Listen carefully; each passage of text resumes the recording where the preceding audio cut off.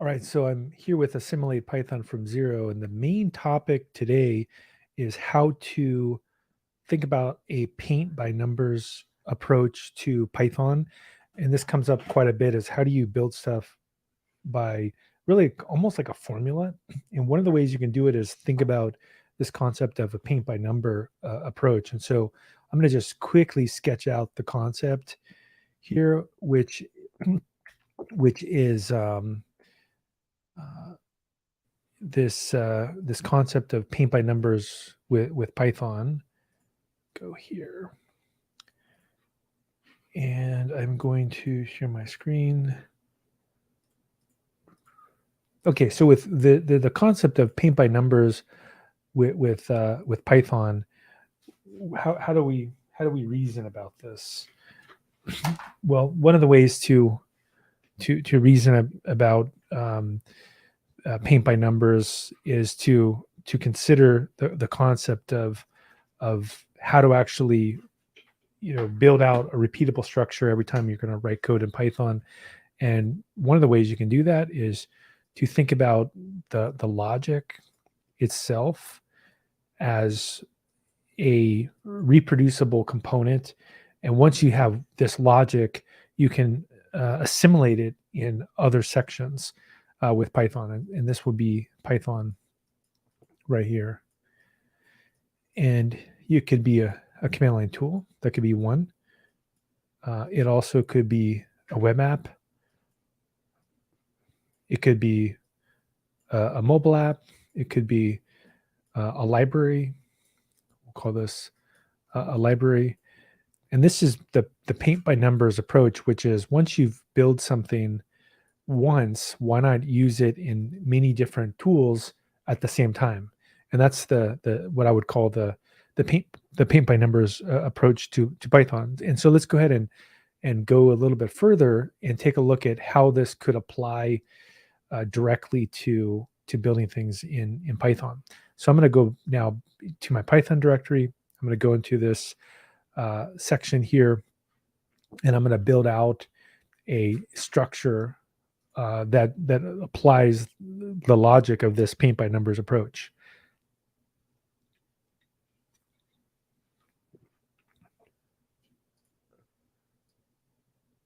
Okay, there we go.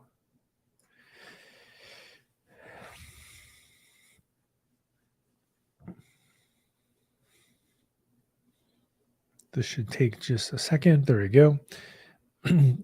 And the first thing that we can do is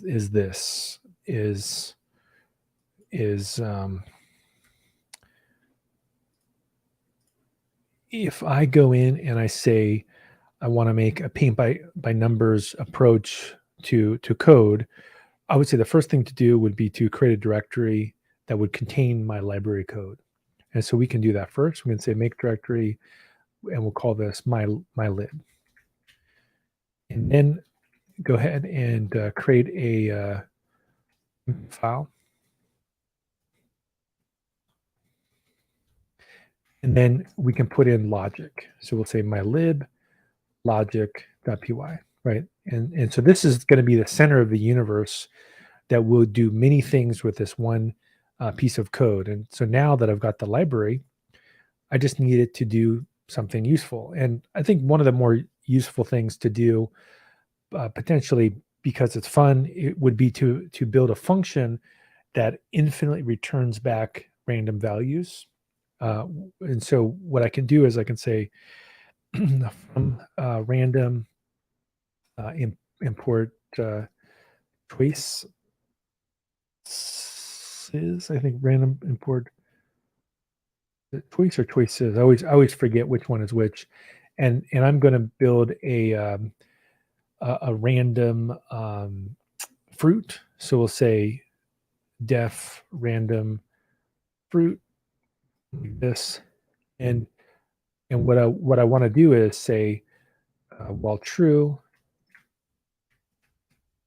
yield these choices. So basically, I can build something that will forever give me back a random value, and I can put some other documentation, return a random fruit, uh, uh, basically forever.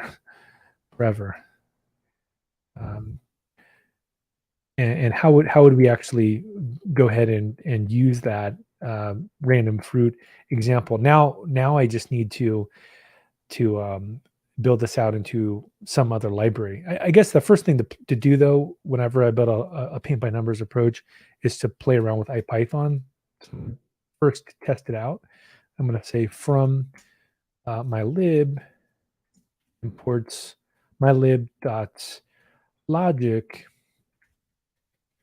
import random fruit like that. There we go. And we'll say basically for blank in range 3, or let's just say 5. We could just say random next random fruit, I believe is the way to call this. And so I would need to print this. So we'll say print this. Whoops. Prints random fruit. So always a kind of a good idea to play around with the code a little bit first to make sure you understand it. You can see it's just going to infinitely return one of these choices, because that's what a generator can do, is it just returns back a choice essentially forever until you tell it to stop giving you choices. And so now that I've got something that's kind of cool like this, the next step I would like to do is I would like to format my code and lint my code. And so I'm going to build a new makefile step called refactor. And we can just, inside of here, we can say formats and lints, right? That's typically the way I would want to do it. So say make format. Now I do want to have this library be linted. So I'm gonna change this to say my lib, add that in there, and I'm also going to change it right here, my lib. Exactly. So now if I say make factor, it's going to really watch all the things I'm doing to make sure that I'm not doing something weird, which in this case I did. Look, in explore functions, there's some bad code. And what does it say? 55 redefine. This is from a while back, but I have something that I redefined here. Oh, results redefining from outer scope. Function already defined line 16. So I don't know what this thing was. This is example Python functions. These were just some functions that I did from a while back. And there are all kinds of weird stuff going on in here. So that's probably not a great example of it. But what I could do is I could tell pylint to ignore that file. So pylint ignore file, because it's a file I don't care about. Pylint disable. What if I just want to disable the entire file? Add pylint will cause it to fail.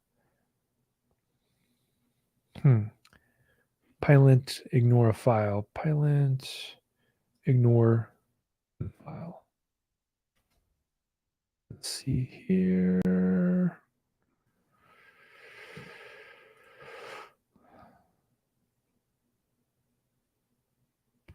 Not sure exactly the best way to do this, but I can. It's kind of annoying actually, because I want to keep this code around, but I also don't want to get rid of it. So I'm gonna quarantine it. I'm gonna do this. I'm gonna say make directory, old tutorial or something like that. Like old tutorial code. And I'm gonna move explore git move, I think. Yep, mv explore functions. I don't know if I've even checked it in. I say git status. So get mv explore functions py to old tutorial code. There we go. We can say get status, get add everything in library.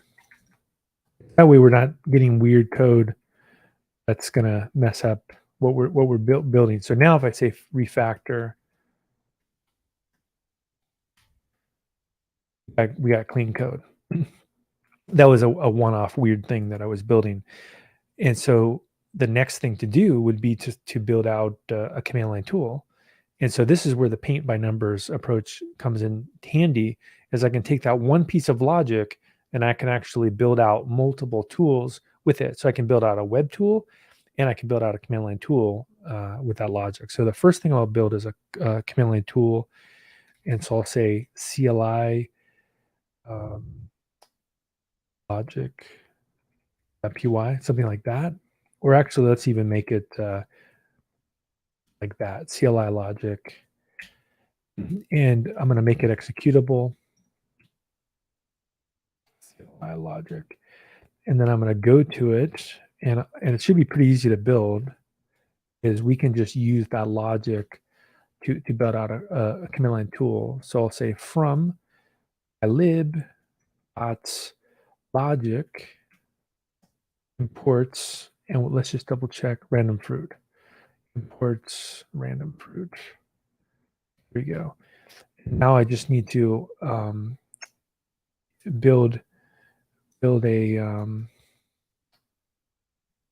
click group. And so I also need to import click, which is a command line tool library. And let's just double check it's installed. Yeah, it's installed here. And I'll put some documentation. This is a CLI tool that runs code in the library, my lib package. Okay, and now we can build a command, and we'll call this one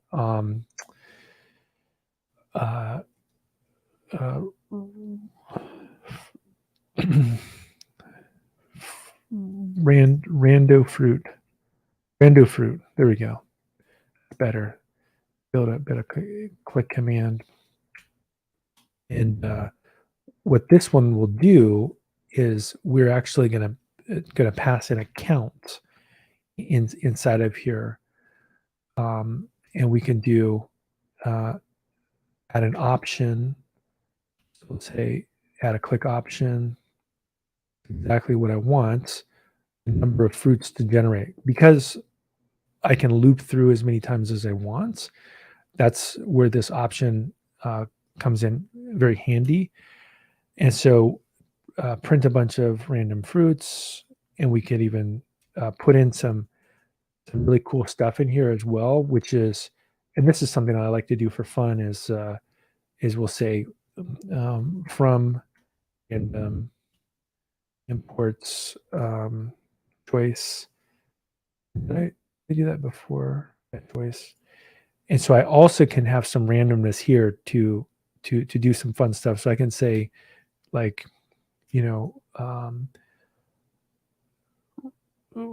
randomly print a new colored fruit,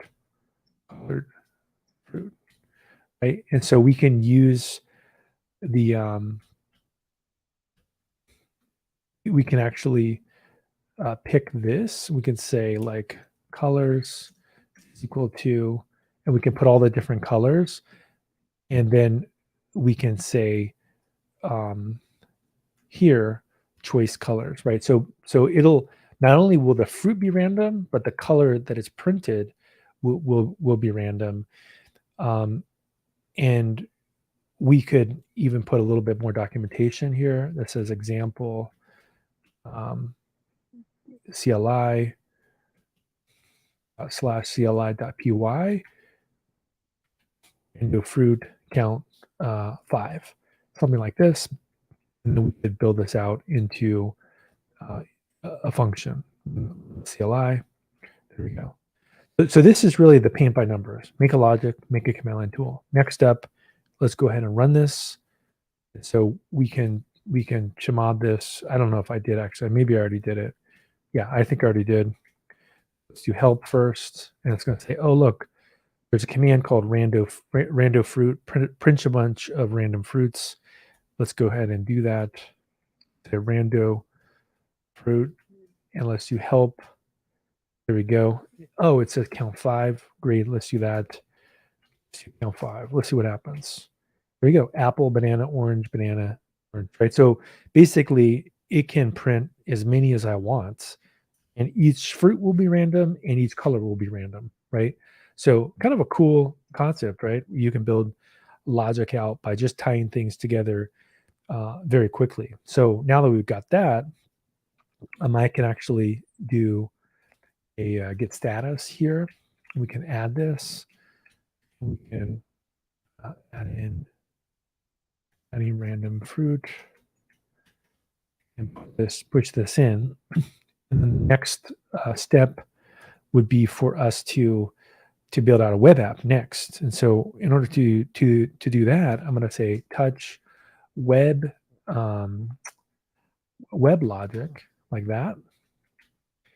And this will be a fast API tool. And so in order to do that, we'll need to do fast API. I think UVcorn too that we would care about. And I think I could even be lazy and even well, first of all, let's install the libraries.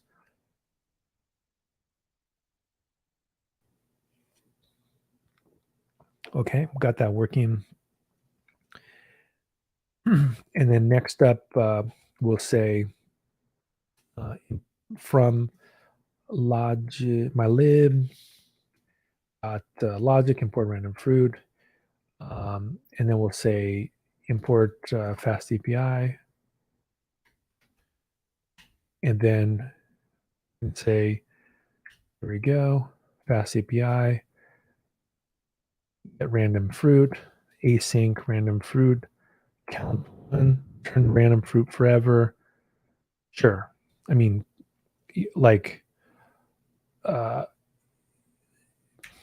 we'll even put a note here that says like, if count is less than 100, then do this, because we don't want to spam ourselves, right?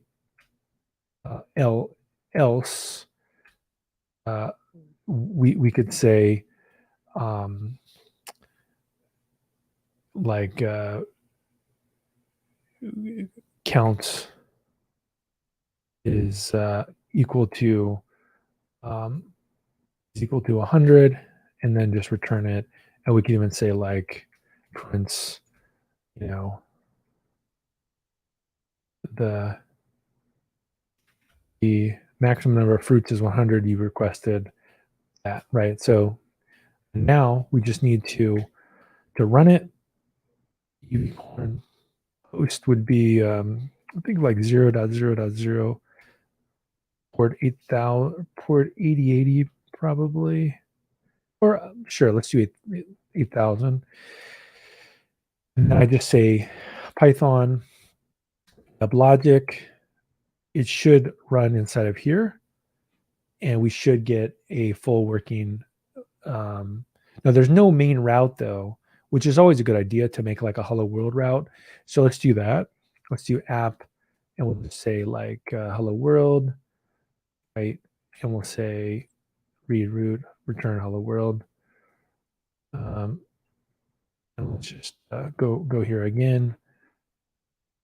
There we go. Open it up. Hello world. So we have a hello world, and then I'm going to do docs like this,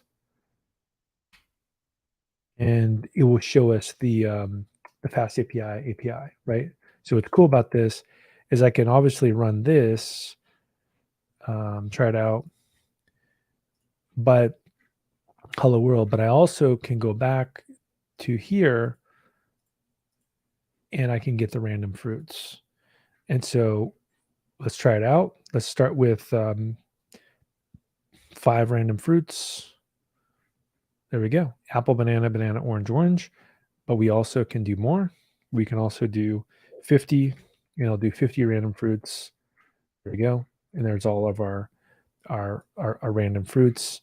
Or we can do 100 random fruits, or do 99 random fruits, random fruits. And then if we say 101, should just return back 100 because we were nice and said, hey, you can't do that much. And if we go back to our prompt here, it'll even say, look, the maximum number of fruits is 100. You requested 100 fruits. So that's all you get, right? Is 100. So pretty easy to do the paint by numbers approach with Python. And if we go through here, we say make lint, like that. Use variable I on 23, which is CLE logic, line 23. So we just go like that, get rid of that thing, and then make sure all the code looks good, check it in, status, and add this, hit commit, and numbers. So that's it. That's paint by numbers with Python. And next week I'll keep going and get more stuff going with Python. All right. See you next week.